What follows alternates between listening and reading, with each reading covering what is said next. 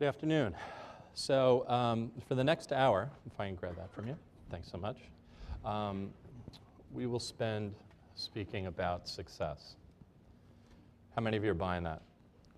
That'd be a tough hour, wouldn't it? So anyway, no, I wouldn't do that to you. So for the next hour, we're going to talk about success. We're going to talk about what are some of the things that contribute towards success. And as I walked around and said hello to a bunch of you in the room, boy, what a group of bright, talented, energetic, good-looking people. I mean, this is New York, isn't it? Right? The best of the best. So what I'd like to do is really just guide us through the program here. And, you know, Andrew's a tough act to follow. Someone who's internationally known, published, you know, certainly covers a lot of fundamental things that you've heard before, but I couldn't reiterate the point more, is it's one thing to know it, but if you don't do it, it's not helping you, right? So it's just like knowing that the answer to 1 + 1 is 2, but if you never say that, you know, you use the answer, you understand the answer, you understand the application of the answer, it doesn't help you, right? So first piece, nothing great was ever achieved without enthusiasm. Now, some of the folks in the room I can watch as you're listening to Andrea, some of you are smiling, some of you are outgoing, some of you are engaged, some of you are certainly involved with what's going on. Probably like that at work, probably like that in life. Others are a little bit disconnected, a little bit quieter, a little less enthusiastic about things. However, regardless of what it is, you have to be enthusiastic about your life because it's yours. So you should probably have some enthusiasm about making it work for you. So attitude. Today's kids talk about having a tude, right?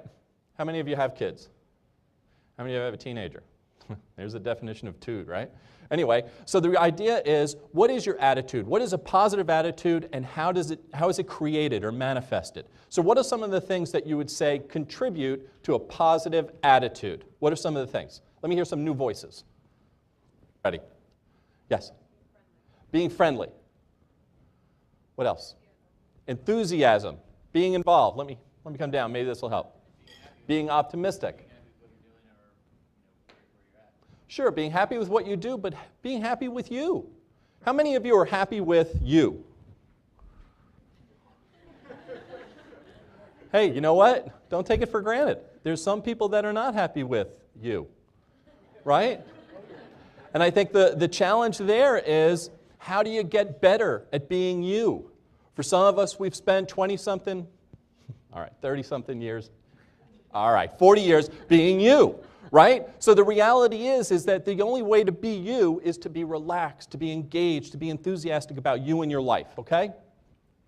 There's a study done, a Yale study done back in the 20s and 30s with the Masters of Universe, and they said, or the Masters of Industry, and they said, what are the things that you think are the most important things to success?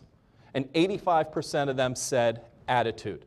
You give me someone with a great attitude, and I'll give them the skills and knowledge that they need in order to be successful. How many of you have heard of this before? Just called the ask theory, all right?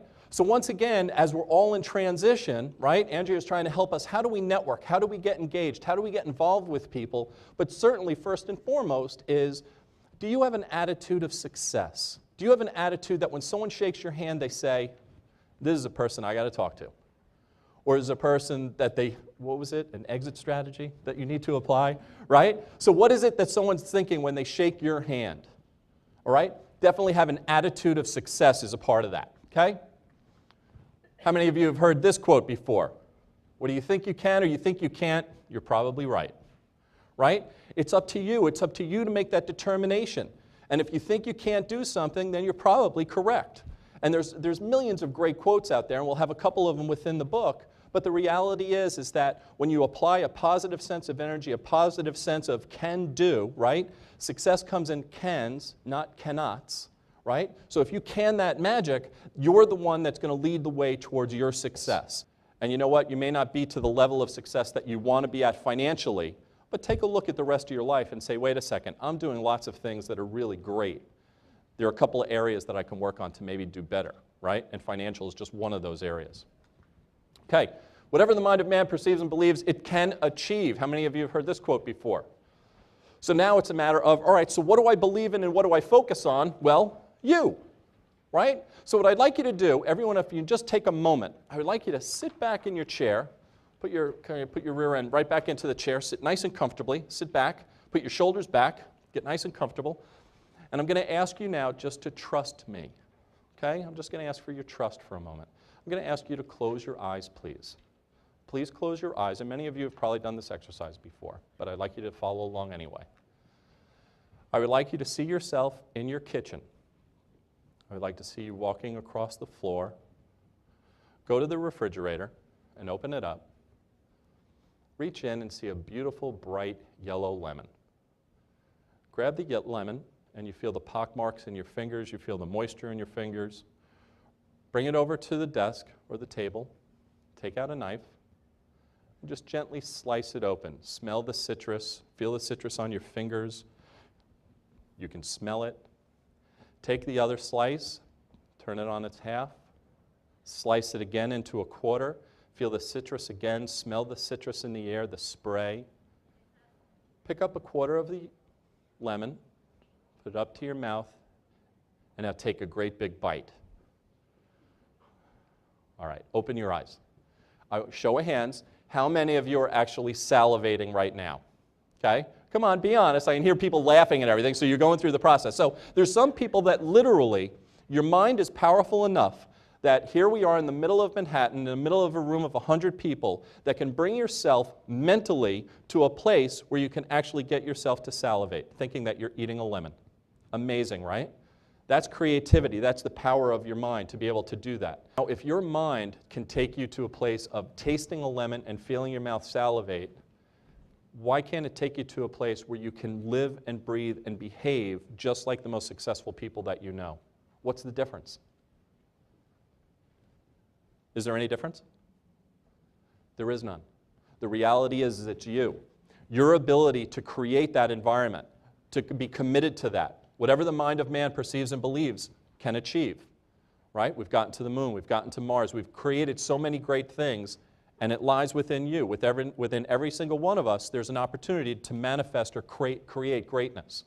Transition enables us to take a deeper look at ourselves and say, what the hell am I doing? Am I really doing what I want to do? My oldest son is 18, and he's going to college at Suffolk Community College out in the island.